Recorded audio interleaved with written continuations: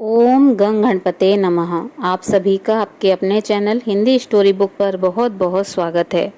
आइए सुनते हैं वट सावित्री व्रत कथा। भद्र देश के एक राजा थे जिनका नाम अश्वपति था। भद्र देश के राजा अश्वपति के कोई संतान न थी। उन्होंने संतान प्राप्ति के लिए मंत्रोच्चारण के साथ प्रतिदिन 1,00,000 आहुतियां दी। 18 वर्षों तक यह क्रम जारी रहा। इसके बाद सावित्री देवी ने प्रकट होकर वर दिया कि राजन, तुझे एक तेजस्वी कन्या पैदा होगी। सावित्री देवी की कृपा से जन्म लेने के कारण से कन्या का नाम सावित्री रखा गया। कन्या बड़ी होकर बेहद रूपवान हुई। योग्य वर न मिलने की वजह से सावित्री के पिता दुखी थे। उन्होंने कन्या को स्वयं वर तलाशने भेजा। सावित्री तपोवन में भटकने लगी। वहां साल्व देश के राजा धूम्रसेन रहते थे। क्योंकि उनका राज्य किसी ने छीन लिया था, उनके पुत्र सत्यवान को देखकर सावित्री ने पति के रूप में उनका वरण किया। ऋषि राज नारद को जब यह बात पता चली तो वह राजा अश्वपति के पास पहुँचे और कहा कि हे राजन, यह क्या कर रहे हैं आप? सत्यवान गुणवान है, धर्मात्मा है और बलवान भी है, पर उसकी आयु बहुत छोटी है। वह अल्पायु है। 1 वर्ष के बाद ही उसकी मृत्यु हो जाएगी। ऋषिराज नारद की बात सुनकर राजा अश्वपति घोर चिंता में डूब गए।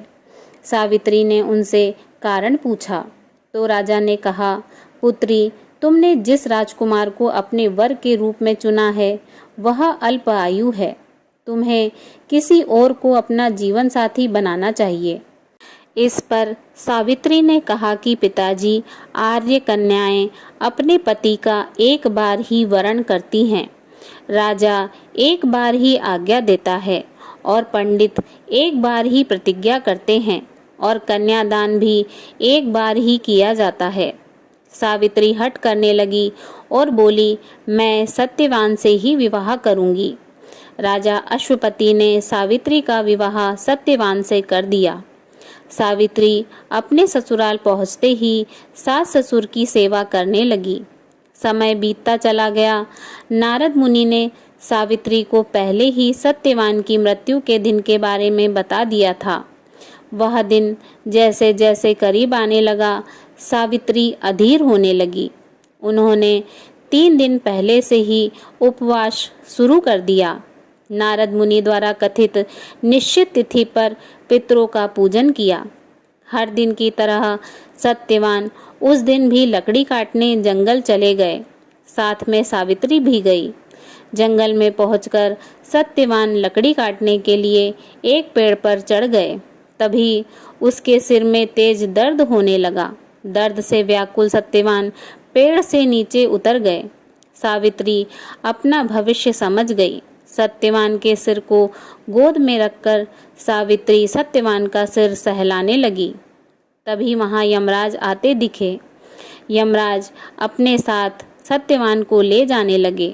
सावित्री भी उनके पीछे पीछे चल पड़ी। यमराज ने सावित्री को समझाने की कोशिश की कि यही विधि का विधान है, लेकिन सावित्री नहीं मानी। सावित्री की निष्ठा और पतिपरायणता को देखकर यमराज जी ने सावित्री से कहा कि हे देवी, तुम धन्य हो।